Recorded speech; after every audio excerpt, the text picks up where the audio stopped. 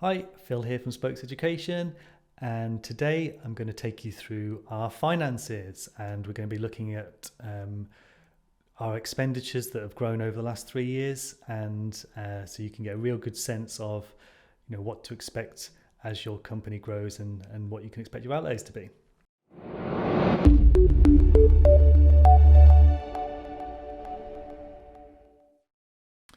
So let's just jump straight in. So what we do as Spokes Education, we have our accounting software that we use. There's lots of different ones out there. We're currently using Xero. But what we also have is a kind of a bookkeeping day-to-day type of spreadsheet, which serves multiple purposes. The first thing is it helps with projections. The second thing, it helps with tracking things like what's been spent, what's not been spent, and also helps us to just to plan ahead basically and think about, okay, what cash flow have we got coming in, what potential new projects have we got coming in. So I use it for lots of different things, and this is kind of my Bible as a company director, and certainly when it comes to all things finances. So again, I've protected some information here. So we have on screen, you'll see that we've got our incomings, and our financial year begins in December, so that's why it starts in December. And we've got all the different projects, and this is all like incoming. So what you'll see over the course of the year is all this incoming that's turned green. That's because that invoice has been paid. And we've got the yellow cells, which means it's been invoiced, but we haven't received it yet. So that's most of the things in August, because we're now mid-September. And then we've got September, we've got invoices that need to be sent. And these are all kind of projections. Again, sometimes we move these around because things get delayed. Sometimes some things get brought forward. Sometimes the amounts change because contracts get extended, etc. So what we've got, you'll see the black cells or the black text. They're the ones where they're kind of fixed prices, and we kind of know that's what's coming in. The red ones are either because they are in a different currency, so US dollars or euros, or it might be because actually we're not 100% sure on the final amount. It might be because we're working not to a fixed contract, for example. But that's kind of our projections based on what we know. And you can see then we've kind of got the totals month on month at the bottom here, so you can see over the course of the year where we are, and then we've got the final projection at the end there. Now, one thing to note as well, this includes a couple of extra bits of incoming. So we were subletting one of the rooms out in our office for a while, which is where the rent comes from. And we've got we took a loan out as well, and I'll talk a little bit about that later.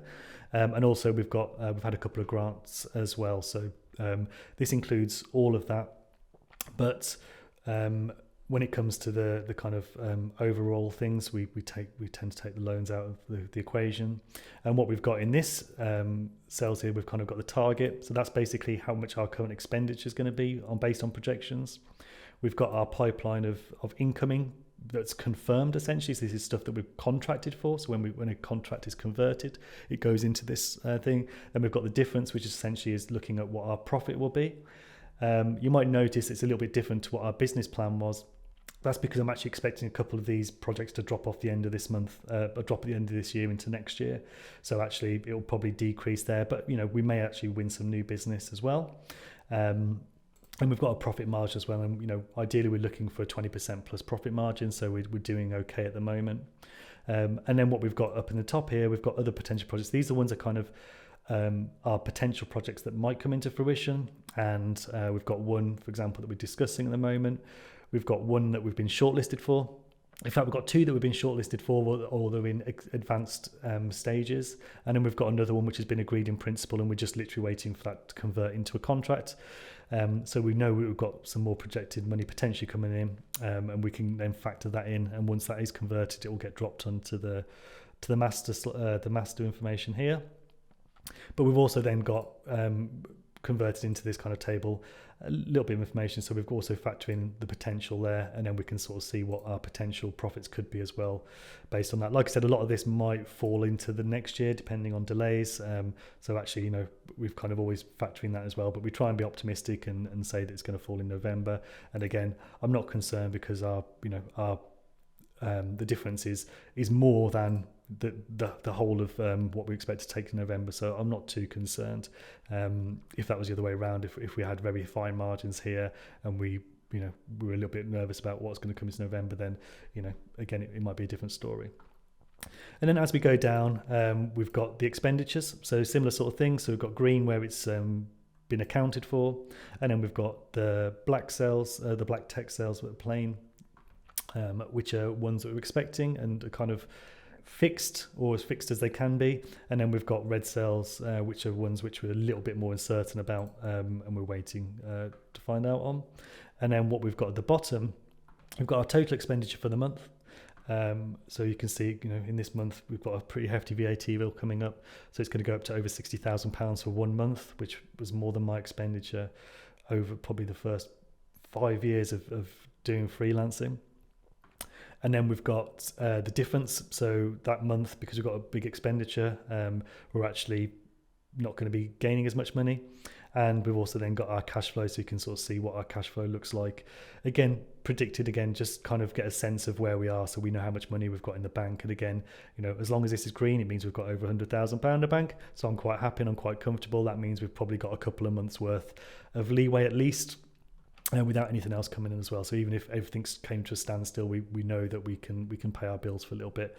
And the reason we took a loan out earlier in the year, which was back in February, two reasons. One, because actually if you look at our cash flow back then, it was getting a little bit low, and we were waiting. We had some contracts coming in, but actually you'll see that March, April, it wasn't a lot coming in, and actually a lot of the money started to come in and a lot of the invoices started to come in later in the year. So basically I took it as a bridging loan, and that basically just covered us and covered our bills for the time. I also took it at that point, there was a good government scheme on because of the coronavirus. There was which basically means that is interest free, or I think it's interest free or very low interest, I can't remember, until this time, the same time next year. So we've got until February just to pay it back. So we'll be in a position, again, I've not paid it back yet, but we'll be in a position to pay that back, and we'll have plenty of cash to do that before the interest kicks in. So I think it is interest free, and I think the interest kicks in from March if we want to kind of pay it back in installments, but we can just pay it back later down the line. So it's just a bridging loan. It was low risk because, again, there was no interest on it, and it just kind of saw us over the kind of a little bit of a lull in our cash flow. And cash flow, is probably one of the biggest stresses you'll have as a small business owner. So it did take that kind of pressure off, stressing about our invoices can be paid in time, can I pay everyone's wages, etc. So that's kind of what we do on a monthly basis, just to kind of track everything. But what I'll do in the next video is I'll take you through some of these costs in more details, and we can see how they've kind of grown over time, and we'll get a good sense of where, depending on where you are and the size of your company and the size of your income, and what that expenditure translates into as well. So we'll do that next time, but thanks for listening. And as always, if you have any questions, feel free to drop us a message, subscribe to our YouTube channel so that you get any notifications of any new videos as they come out. We'll try and release one a week. But yeah, until then, take care.